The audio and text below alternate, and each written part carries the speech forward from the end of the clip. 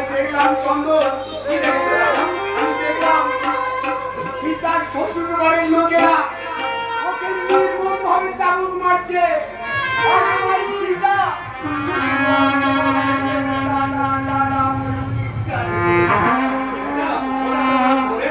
দাদা, কিন্তু আমি তো শুনেছি চন্দন দাদা দিবা স্বপ্ন নাকি সত্যি হবে। যদি ওরা সীতাকে দাদা হতে পারে না, দাদা তা হতে পারে না। আমার মনে হয় সীতা বেশ সুখে আছে দাদা। থাকবে তো, সুখে থাকবে তো। হতবাজি সারাটা জীবন কত কষ্ট করেছে, সুখে তো থাকবে।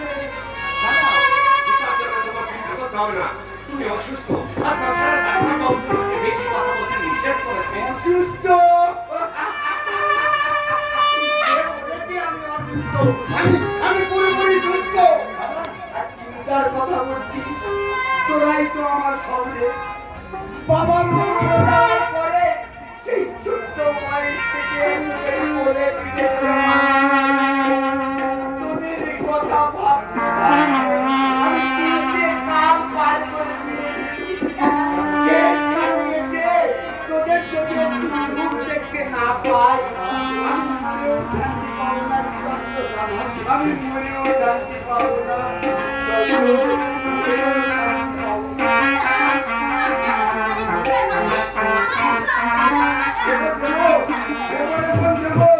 আমার এই খালি বুকটার মধ্যে তোকে আমি আশ্রয় দেব, সীতার জায়গায় তোকে স্থান দিতে।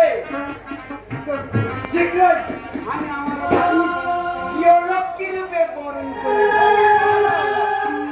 তুমি কি বলছো দাদা? হ্যাঁ হ্যাঁ চন্দ্র, ওকে আমি গৃহলক্ষ্মী রূপে বরণ করে ঘরে দিব।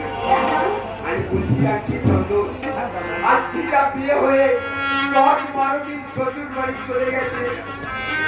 আমি এখন কাল দেখতে যাবো না। আর সেই সঙ্গে ওরা কবে আসবে তার দিনটাও ঠিক করে আসবো।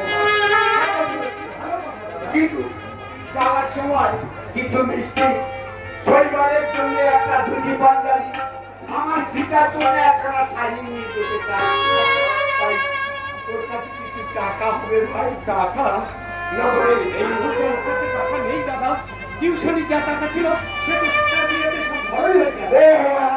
আমার তো ভুলে গেছে, আমার ভুলে গেছে। আমাকে ক্ষমা করিস ভাই, আমাকে ক্ষমা করিস।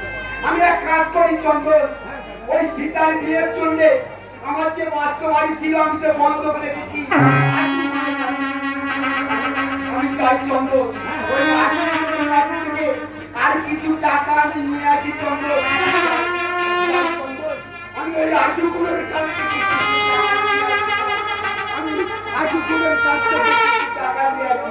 যাই চন্দন, যাই চন্দন ভাই, আমি আশুকুলের সাবধানে যেও। ভাবছো এই মহান মানুষটার কথা, যে মানুষটা সারা জীবন শুধু আমাদের কথা ভেবে গেল। জানো কি তারা, যদি আমাদের কর্তব্যের প্রতি কোনো অবহেলা হয়, সেই ভয়ে দাদা সংসার পর্যন্ত হয়নি। তাই তো সবসময় মনে হয় ওই মহান মানুষটা ভাই ধর্ম থেকে বলে আমি ধন্য, আমি ধন্য, আমি ধন্য। চন্দনা, চন্দনা, তুমি কি বলছো চন্দনা? তুমি কি বলছো চন্দনা? তুমি সেই সেহেরি সত্যি আর তুমি বলছো না চন্দনা, আমি তোমার পাশে। তুমি তো আমার পথপ্রদর্শনী, তুমি তো আমার ধ্যান স্বপ্ন সাধনা। তুমি পাশে থাকলে জীবনে যত দুঃখ কষ্ট আসুক তুমি তারা আমি কি হাসি মুখে জয় লাভ করে নিতে পারবো। শুধু এ জন্মে নয় চন্দনা, যুগ যুগ ধরে আমি তোমারই পাশে থাকবো চন্দনা। তারা আমি তোমার সঙ্গে কথা দিলাম চন্দনা। কি বলতে ইচ্ছা করি জানো? তাহলে শুনবি? আগে